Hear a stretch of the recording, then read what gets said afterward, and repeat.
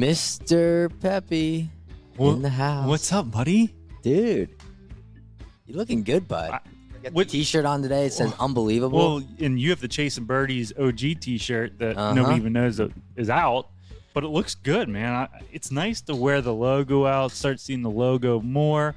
And not to mention, how about the phone call we had yesterday with Holderness and Bourne? Boys and girls, ladies more importantly, we are going to have Holderness and Bourne shirts and the award sweater for sale on the website. So instead of buying some stupid button down that your husband doesn't want, get him a award sweater and a polo. Award sweater. With the Chasin Birdie logo on there. The award sweater, bud. It's dynamite, dude. Cold air. Nice hat, too, dude.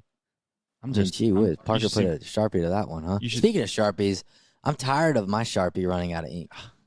I mean, I go to the Circle K to pick up a water, and it's like, hey, bud, how's the podcast going? I'm like, it's great. It's almost, you don't even let the people. Sign this napkin for me. I'm like, absolutely. Oh, my Sharpie's out of ink because I just, You don't even let the people talk anymore. You just start signing because you figure that's what they want.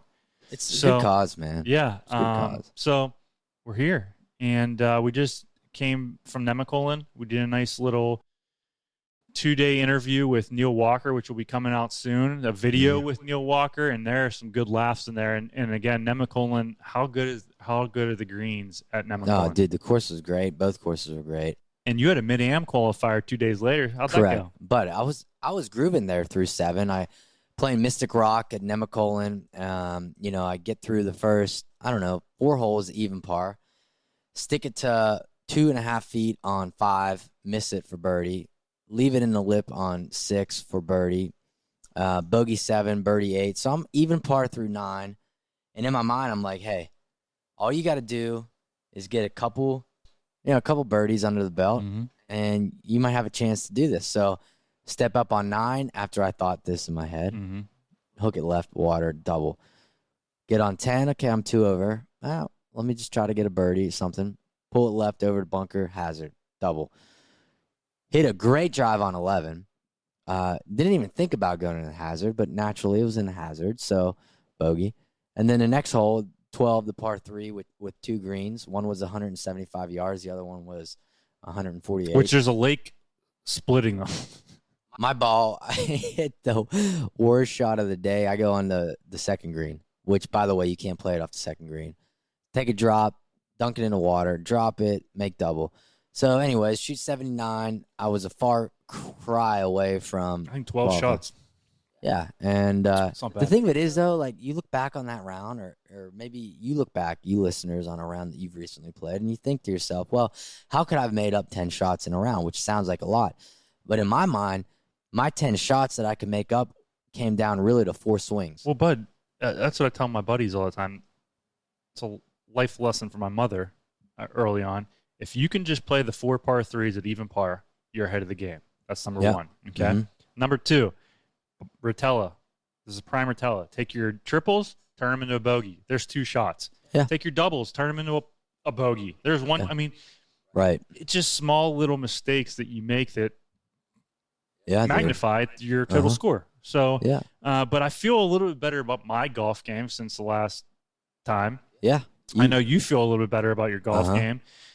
So again, I mean, we wanted to thank Nemacolin for last 2 days that we were there hanging out and put together a good podcast, which we can't wait for you guys to hear with Neil Walker. But more importantly, this week, and right now, as you guys are listening to this great episode with our buddy Shep Rose, who has been in Nemacolin, loves Nemacolin. He said you'd have a guy's trip there. Yeah. I, on the other hand, am in right now, I guess, getting ready for my big trip to Oregon, which I leave tomorrow. And, I get to go with my buddy Steve Peering again for the Link Soul 2, man, at Pronghorn. What, bud? My man just called me. Literally, Peering just called me. Oh, he's good for a call, FaceTime, and then he asks you why you don't answer. And it's like, well, bud, I just talked to you 20 minutes ago. What do you want to tell me now? Anyways, last good golf trip of the year coming up for me. Pronghorn. Yeah. Not to cut you off, but then you got the big smoke. Well, I was going to get to that, but you cut me off. But So at the end of the month, we follow that up with you and B-Cats, a little event down there. Pete, the Big Smoke. The Big Smoke brought to you by Joyce's Jewelry, which, again, there's one more week to sign up and get in. I think we only have 3 more spots. We were going to have 50 teams. Best ball, net and gross winners go into a shootout for Breitlings, which Mr. Ryan Bashauer here went into the shootout last year. Did not win. Gary Sisson and Woody Woodward won. But yeah, the episode that we're bringing to you, Shep Rose, awesome dude, hilarious, likes to party, likes to golf, and odds are your wife probably digs him too because he's easy on the eyes. So this one's for the ladies. This one is for the ladies. We're trying to capture the ladies out there. Yeah. So let's roll it into Shep Rose. All right, y'all, enjoy it. As you all know by now, Chasin Birdies is proud to be partners with Holderness and Bourne. Check them out online at hbgolf.com. Holderness and Bourne makes fabulous pieces to help you look good on the course, even if your game is not up to par. Check out their new arrivals now for this golf season. Also, head on over to chasinbirdies.com to get some custom Chasin Birdie gear from Holderness and Bourne. We'll continue to drop these pieces through every season. That's chasinbirdies.com and Holderness and Bourne at hbgolf.com. Man, we got a really good guest today on Chasin Birdies, don't we? We do. Southern Charm star, owner of Shep Gear, and an author. We got Mr. Shep Rose here on Chasin Birdies. Shep, how you doing? Good, man. Author sounds pretty high-minded. I kind of like that. I mean, you talk about an entrepreneur here. Yeah. Well, yeah, that sounds pretty cool, too. I don't even know. I like these titles, though. That's what I'm trying to say. No, man, that's good stuff. You're chasing birdies in life. So, speaking of life, how is life? Where are we talking to you from today? I'm in Charlotte, North Carolina. I'm at my brother's house. Okay. And I am about to get in a car to go to the airport and head to Alaska. Oh, wow. Yeah, I'm stoked. Fishing, golfing, or what? Fishing, hardcore fishing. Okay. In the middle of nowhere, Alaska, this lodge, and there's like no cell phone service, nothing. And we wake up in the morning and jump on a little puddle jumper plane and go to a new stream and try to catch huge rainbow trout and then maybe some salmon. And I did it a couple of years ago, and then I did it like 20 years ago with my dad. And there's like fucking big grizzly bears on the shore 20, 30 feet away from you. So when they get close, what are you doing, bud? Dude, well, here's the thing. They are gorging on salmon because the salmon are running. They couldn't give two shits about humans in this scenario. They just sort of look at you and they sort of like, sort of nod. And you're like, yeah, what's up? And they're like, what's up, dude? You trying to get some salmon too? And you're like, so we are going to try to get some salmon for our freezer, but unfortunately, like the salmon runs are lower, the temperature of the water's rising. It's kind of crazy. It's unfortunate. Yeah, they got COVID and all that bullshit. Yeah, that salmon have COVID. Exactly. So, that sounds like an awesome experience. Yeah. Now, when you are fishing for the rainbow trout, after you catch the trout, are you filleting them right there, or are you cooking them, or just toss them back? Yeah. Oh my God. So a lot of the times you'll catch if you're going for salmon, you'll catch them, and the guide or whatever will say, okay, time to break for lunch. And you'll go to the side of the river, and he has like a little stove, like a little butane stove, and he'll just fillet the salmon and cook it right there on the side of the river for lunch with like a little potato hash in there. And you're just like, oh my God, you get kind of spoiled. You're like, I can't eat salmon at a restaurant now. Like, yeah. I've had it too good. Yeah. How long you staying up there? For a week and a half or so. And awesome. Tonight we're going to go out in Anchorage, dude. We're going to tear Anchorage apart. Oh, man. That's awesome. So a little night in Anchorage tonight. party it up with Dad? There's a strip club in Anchorage called the Great Alaskan Bush Company. I might need you to get me a T-shirt from there. I can. I've gotten some for friends in the past. They love it. They're like the worst T-shirts, like the most embarrassing yet awesome T-shirts. That's ever. hilarious. That's hilarious. So let's talk about. Obviously, you're on Southern Charm, and are there more episodes coming out, or are you filming, or is that? Yeah, we start filming season 8 in a month. That's awesome. A little less than a month. So we thought we were going to be filming last spring, and for whatever reason, it got sort of delayed, but which is fine. We had the whole summer off, had a lot of fun, and so now we're back into the saddle. Except I have this one tiny conflict that I'm excited about that you guys would be interested in.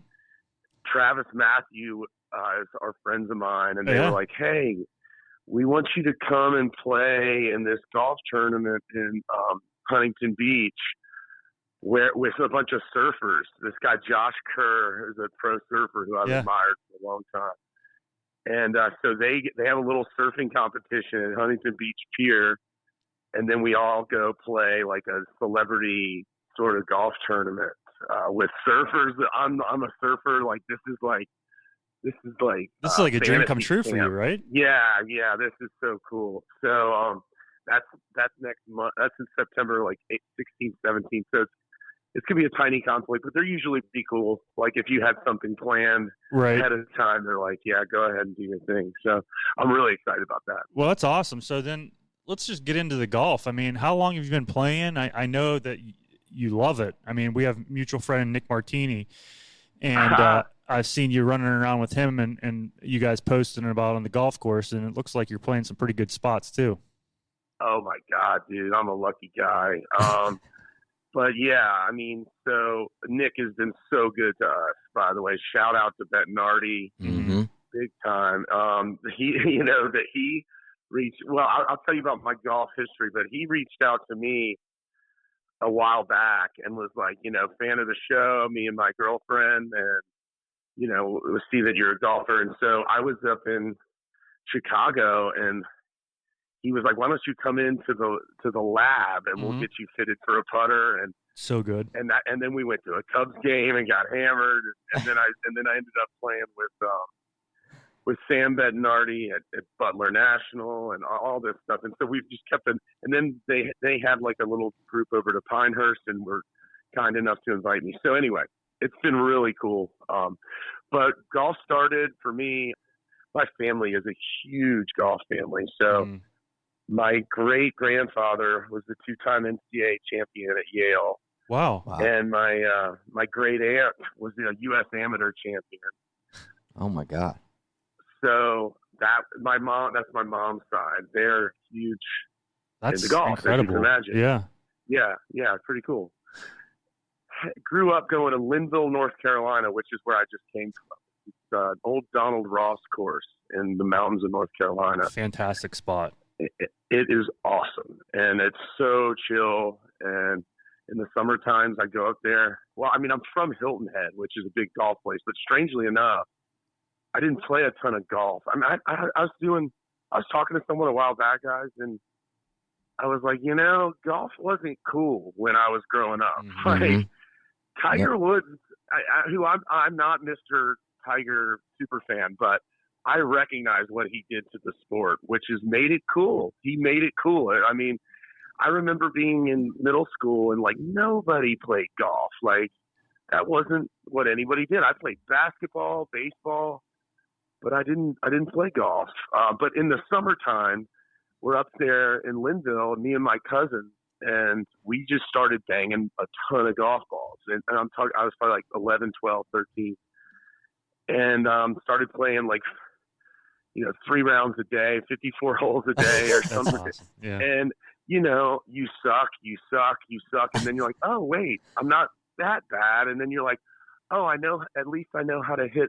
I think I know how to hit a hook and a slice now. That's something, you know what I mean? So you just do that like 10,000 hour thing and you see yourself get a little better. So that's how it started, is in the mountains. Wow, damn, man. I mean, mountain golf. I don't know, down in Danville, right near, I think, the North Carolina line is Primlin. Have you ever been up to Primlin?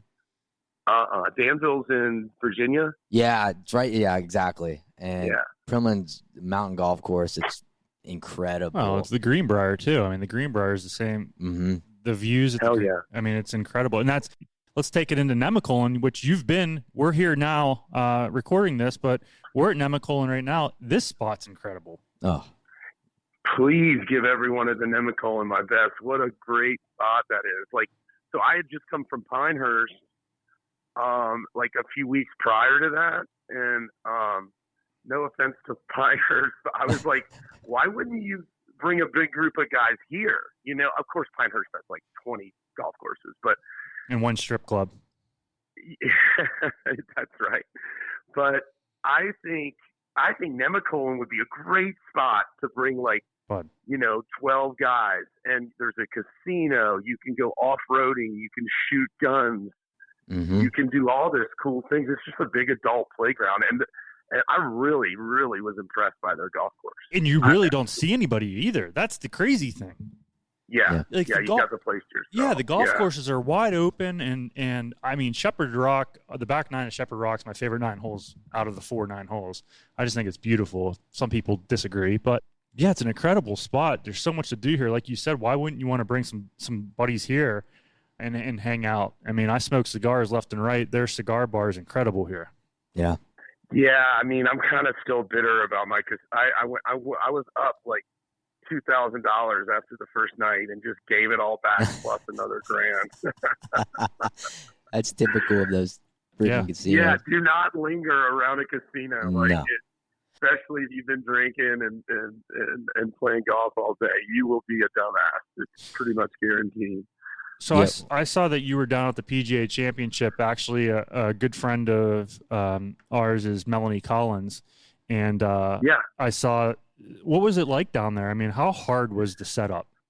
I mean, I was in this hospitality tent on Saturday there, and by the way, it was awesome. It was so fun, and I say that having gone to the one that Rory won in years back, and it was brutal, just brutal. It was so hot. It was just like 100 degrees, and I don't think I even walked the course. I just sat in like the air conditioned portion and watched it on TV. But so credit to the PGA for moving it. I really think that opens up so many other courses because.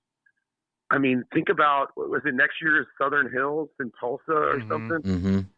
In August, Tulsa, like, go, get out of here. You know what I mean? These guys are going to die out there. It's going to be so damn hot. But no, in May, I'm sure it's lovely, you know? So that's good. So I was in this hospitality tent, and these guys from AIG, I'm friends with a guy at AIG. Mm-hmm. And they were like, hey, let me introduce you to my friend Shep. They were like, hey, Shep, we need an extra tomorrow, on Monday morning. Since AIG is a sponsor, we're playing the course on Monday after the tournament. I was like, yeah, I'll take you up on that. So that was really cool. It was really hard. I mean, just really hard. The wind was blowing 20, 25 mile per hour.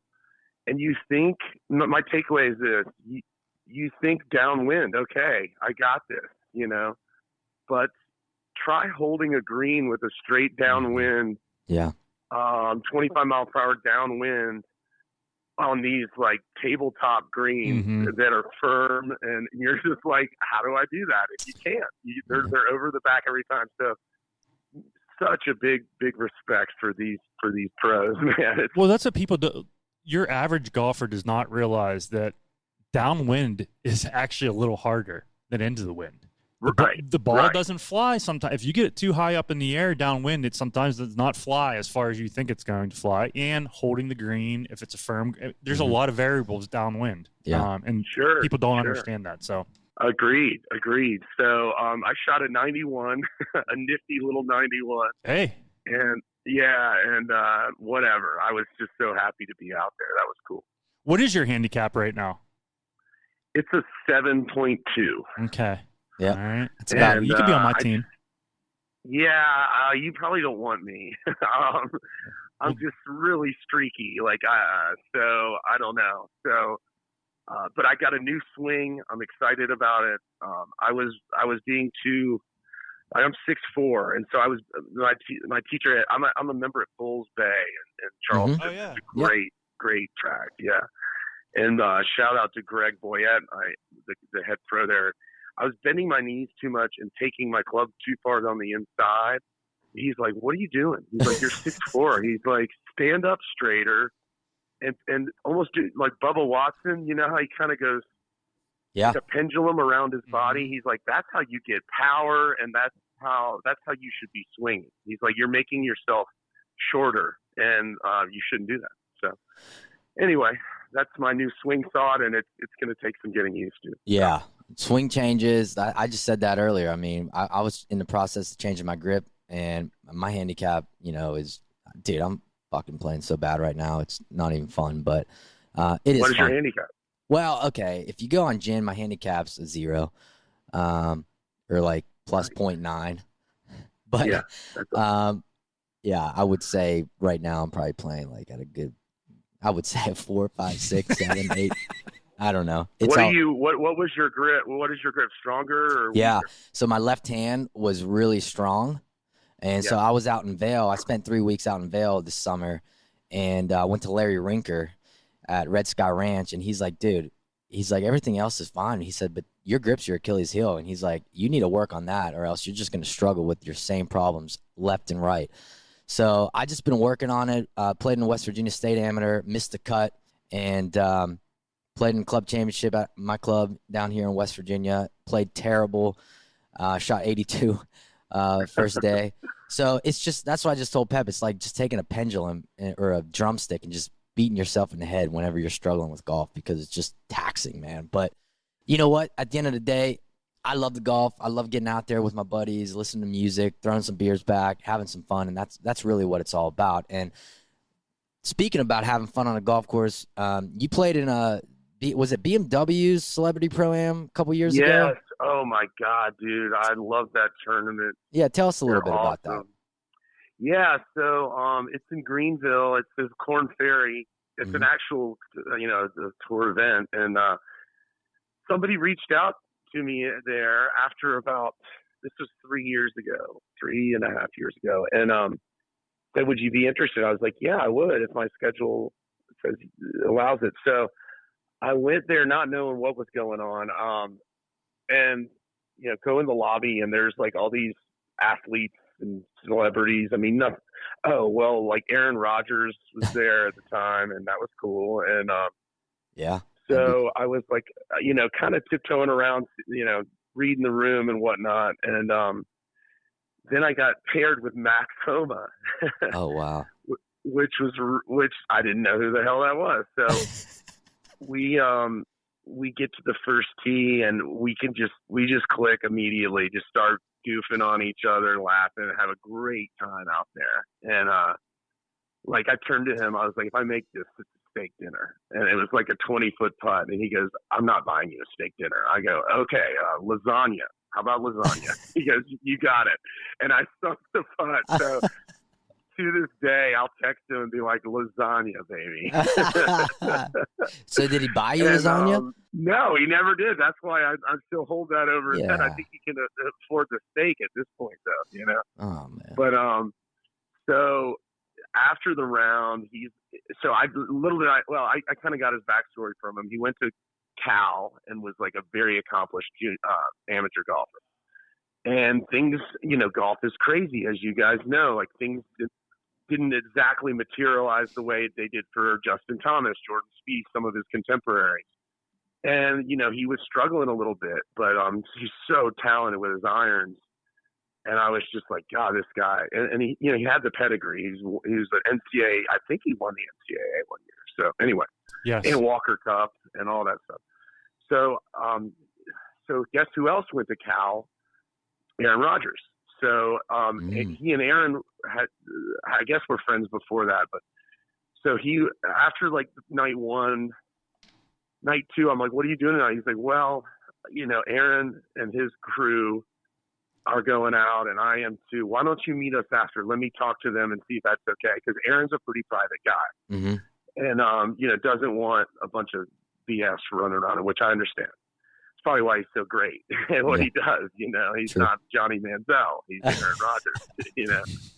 And so I kind of get the nod. Not that I was like waiting in the wings. I was having a ball in Greenville, and but he was like, "Yo, come over." And so we ended up spending the rest of the week with Aaron and his people, and ended up sort of he was lucid enough, and we had a great time. So that was really cool. That's awesome. And so I'll always remember that. And then a year later, he went to damn Wells Fargo, and I was like, "Get out of here!" Then the next year, my partner was Scott Harrington, who was like a kind of a journeyman in the minor league tour, and he couldn't be nicer. We got along great. We were laughing and bullshit. And he made the tour for the first time ever as a 39-year-old player. So I think I'm the common denominator. Yeah, that's what I was gonna say here. You're the common denominator here. Yeah, my nest partner's going to win the Masters. You should be on the bag for them if they're making the Masters. I mean, that should be kind of a deal that you make with everybody. I don't think I'd be a very good caddy, guys. Go for it. What the hell? Let's just do it. Yeah, hey, drink another drink, bud. Is that water or vodka you're drinking? Drink the vodka. Let's fucking go. Well, did you ever? I'm going to peel off to the snack bar. I'll be right back. Why don't you carry your bag for a little bit? Well, did you ever hear the Woody Austin story with his caddy? This is years and years ago, but I guess Woody Austin's playing in the second round. I don't even know where. But he knocks his second shot in the water, and he said, "I'm so fucking mad right now I could break a club." And his caddy said, "Why don't you try breaking par?" Fired him on the spot, brought a guy out of the crowd, and the guy caddied for Woody Austin, missed the cut, and off they went home. God, he was like a lightning bolt in golf for my God. Remember, for what was that, like a year period or something? Dude, he'd snap putters over his head. Yeah, but he had a really good run too, remember? Yeah, the guy's wild. Yeah. It's like John Daly, right? Like, I mean, we're here in Nemacolin. John Daly ties into here. They're very close. Joe Hardy and Daly are very close, but same thing, man. You ask anybody that's been on the PGA Tour in the last 20 years who the best short game is, and they're going to tell you John Daly. It's just really, yeah, dude. His short game, his hands. You go on YouTube and you watch him hitting bunker shots one-handed. Mm-hmm. It's incredible. How about you this? know who? Oh, go ahead, Shep. I think I was listening actually to Max's podcast, and he said they asked him who the best hands on tour is, and he said Webb Simpson. So I thought that was interesting, and I think his point was like his action through the ball is very risky and very has to be perfect. He kind of just whips the club through, and I don't know. I agree with that. I think his swing is funky, but the results speak for themselves.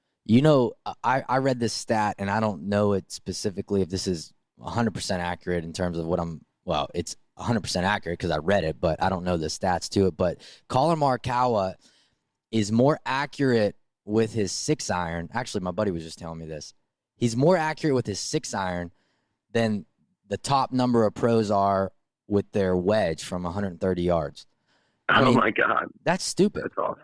Yeah. I can't hit a green with a 6-iron, and this guy's knocking him tight.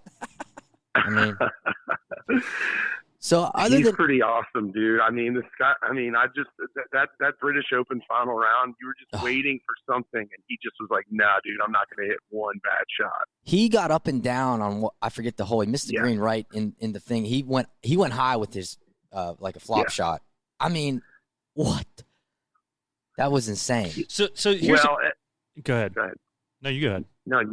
Okay. All right. So, I mean, watching these final rounds in majors, the winner always makes like 3 or 4 7 to 10 footers for par. You know what I mean? That always happens. Mm-hmm. So that's the common denominator. I remember Corey Payton winning at Shinnecock, beating Greg Norman. He couldn't miss that day. He made every putt he looked at. So, well, fuck, who didn't beat Greg Norman? I mean, the guy choked on everything. Yeah. I loved that guy growing up, too. I wore the straw hat when I was like 8 years old. Me too. All right, we got Shep Rose in the lead at Augusta National, 3-shot lead going into the final day. Oh, my God. What are you shooting? I mean, I'm just going to go ahead and get like triple the first just to get back to the field. I know, dude. Yeah, that sounds terrifying, you know, because this is how, I mean, I'm sitting in the fairway, you know, on 17, 2 over, and I'm nervous as hell, and it means nothing.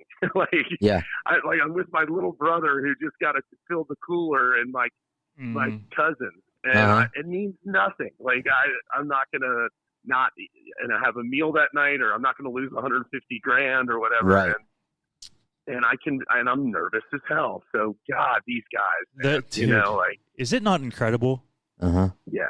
I mean, really I is. would literally. You should just put a diaper on me if I'm in the lead going into Sunday. Well, I never will be, but if I was, put a diaper on me and then put a bib on me because I'm going to shit and puke everywhere. Yep, game over. Or bud. just put vodka like in my veins when I wake up, and I might have a chance. Yeah, direct IV. So you're probably more nervous on a golf course than you are on a TV set, I would imagine, right? I mean, yeah. I mean, if I'm playing well, I'm nervous, but yeah. So I'm comfortable in front of a camera, man. I like it. Like, honestly, my senses are sort of heightened when the cameras are on. So I'm able to like really concentrate on what I want to say and how I want to say it. It doesn't always work out, typically because we've, had too many drinks, and I'll say something stupid or try to be a little sassy or something. So I have no problem in front of a camera. I've got, we're entering season 8.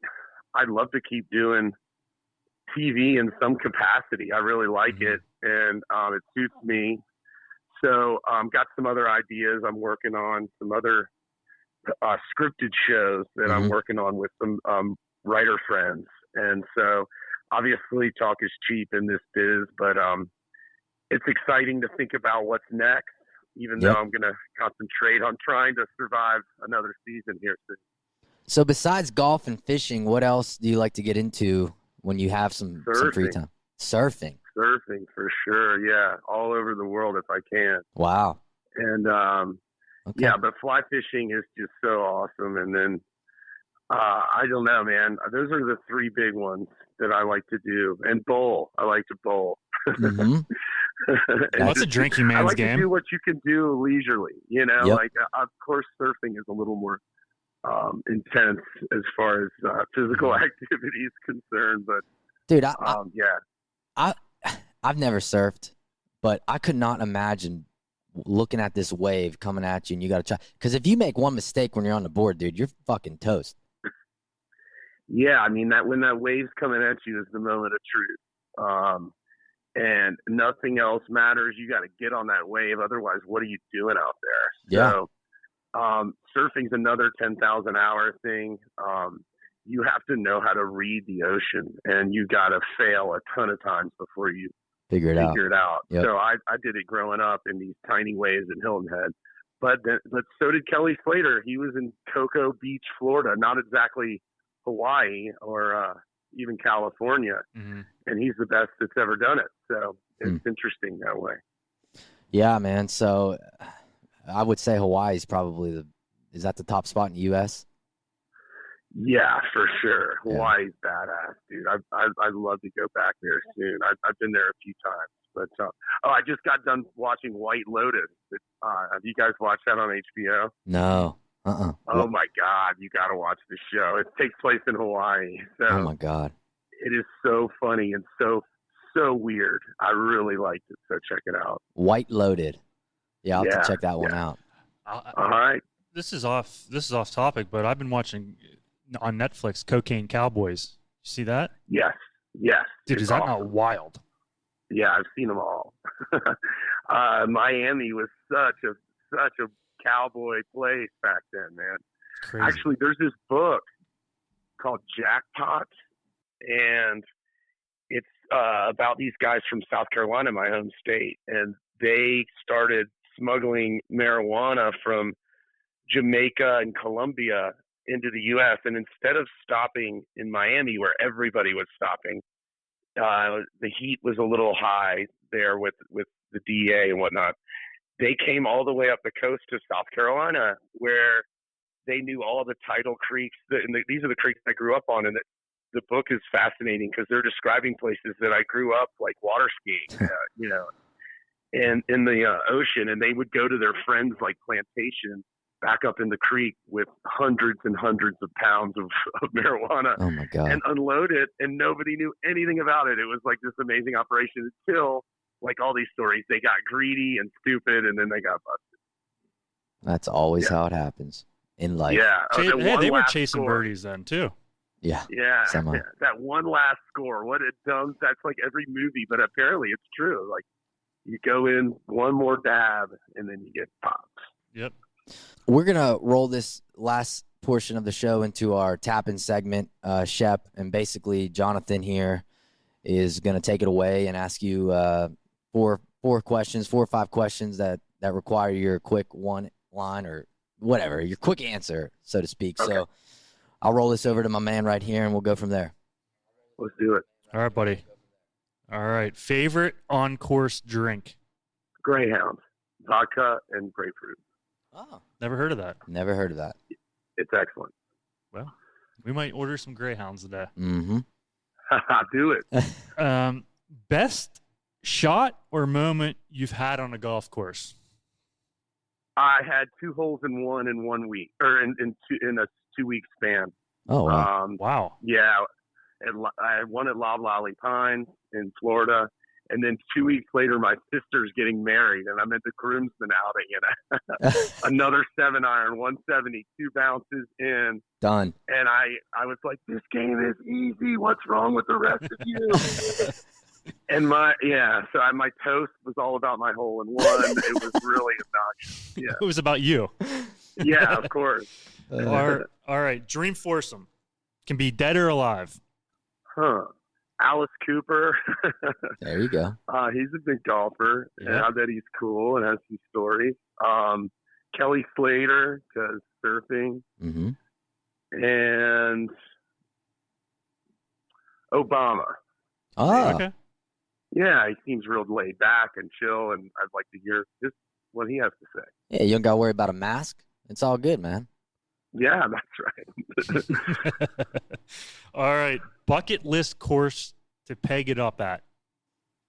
Shit, I just played Wingfoot last week, guys. But I think it's the Cypress. Yeah, Cypress that's I'd say that's my number one right now, even over Augusta. Mm-hmm. Yeah. Have you played Augusta? I have not. I don't know. I think, and Cypress might be like this too, but Augusta's so stuffy, I feel like. Yeah. And I just, I was talking to somebody who was like, yeah, I got in trouble for laughing too hard in the dining room at Augusta. Oh my God. I was like, what? That sucks, Yeah. Yeah. And, and also, like, I played the National, which is a great course in the Hamptons or Long Island, National Golf whatever. Links, yeah. Yeah, and that was sort of like, hey, don't cross that line unless you have a blazer on. I was like, really? Okay, Yeah. all right. Yeah. And then I went over to Shinnecock, and it was the complete opposite. It's very familial, like, hey, come on in. Mm-hmm. What do you need? What do you want? Just relax, have a good time. So that's my jam. You know what I mean? So I don't know if the Cypress is stuffy. It probably is. Well, but yeah, we got to get you back to Pittsburgh, maybe early next year. I know the year's kind of winding down for everybody, but get you back to Pittsburgh, play Pete Dye Golf Club, which the hang there, you'd love it. The outdoor bar, music blaring by the first tee.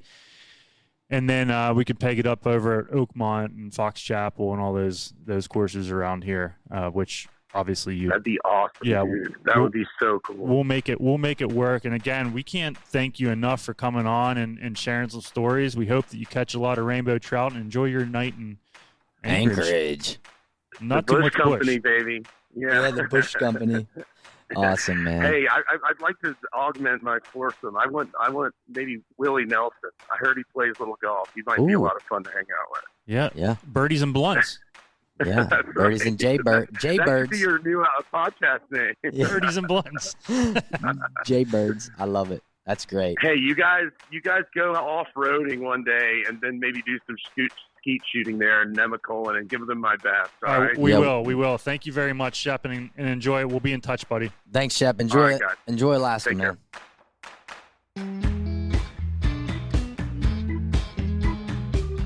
Buddy. I wonder how much fun he had that night in Anchorage. I mean, I just talked to him, and we were talking about his trip to Alaska. But he had a couple encounters with bears. Right in front of him.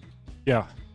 I mean, that is some shit right there, people. I don't know if you've ever been to Alaska. We haven't been to Alaska, but, I mean, you're talking about the salmon run. You're fishing on the banks, and this freaking grizzly just rolls up within 10 feet of you. And he tried saying, it's okay. Not a big deal. Not a big deal. Not a big deal.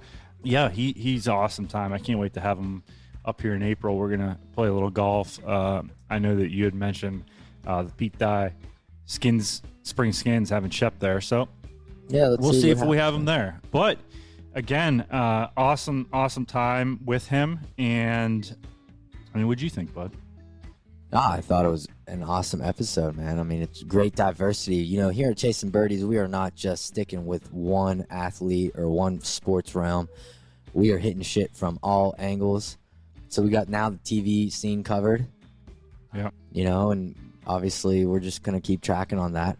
Yeah, I mean, it's been a fun run. And again, guys, we can't thank everybody enough for listening in. It's been awesome. Mm-hmm. I mean, who would have thought that we'd be selling merchandise? I know, man. So thank you to everybody that's purchased merchandise. We're going to have some new hats coming out. We got some Holderness and Bourne coming onto the site. And we know, okay, I don't know because I don't check our merch site, but my man here looks at it every hour on the hour, and he sends me screenshots of who bought what and what did they, you know, what they bought, what they spent. You know, not that it matters what you spent, but I know, we know. And it's greatly appreciated. Yeah, it's awesome. The logo's catchy, and we're going to start doing some more stuff without the word podcast on there. So it's just a Chasin Birdies, and it's going to be really cool. I do want to go ahead. Oh, well, I was just going to say briefly here, we did have Spade on the last episode. And was that the last episode? Anyways, it was maybe 2 episodes ago. I don't know. My man went 2 for 2 on the 2 plays that he had spoken of. The under in the Boise State game, I guess, and in Georgia, over Clemson. He did, and remember, I told you we took Clemson. You and I like 2 dummies. Yeah. I told you the money's on Georgia, based on Spade, and guess what? So we tried to go against them. Yeah, so we're gonna have to get Spade back on here shortly for y'all to listen to. But good, bud, do your little ad read right now, huh? Well, no, it's not even an ad read, but we have a good friend of the show and fan of the show, Troy Williams. He's the assistant pro at Valley Brook Golf Club. He runs the local PGA Junior League team out of Westwood Golf Club, and they were the first team from Pennsylvania to make it to the national championship.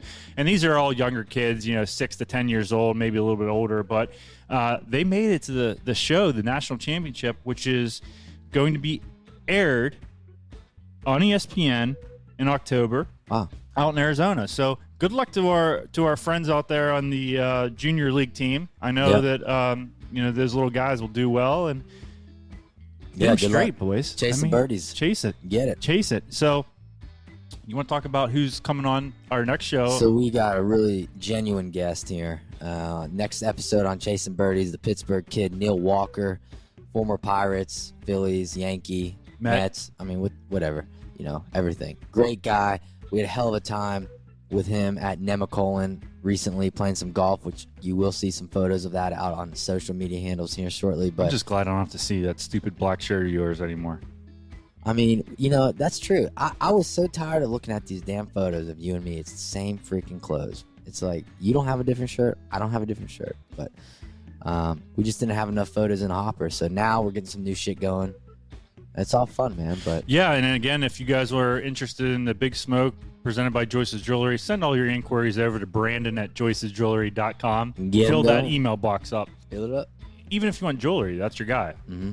Yeah. So, again, bud, hit him straight this week. Yeah. I know that you're going to play a little bit, and good luck to you and Steve Pairing. Believe it or not, he says you're going to win. It's every event. I mean, if you say it enough, eventually it might happen. So play well out there. Appreciate that, and chase some birdies and get that 8-iron out of Steve's hands. Yeah, he shanks it, but we got that covered this year. All right, boys. All right, guys. Hey, thanks so much for listening to another episode of Chasin Birdies. Thank you to Simpler Media and Evo, his team, for putting this together, and Rachel London with the social media stuff. Y'all have a good one.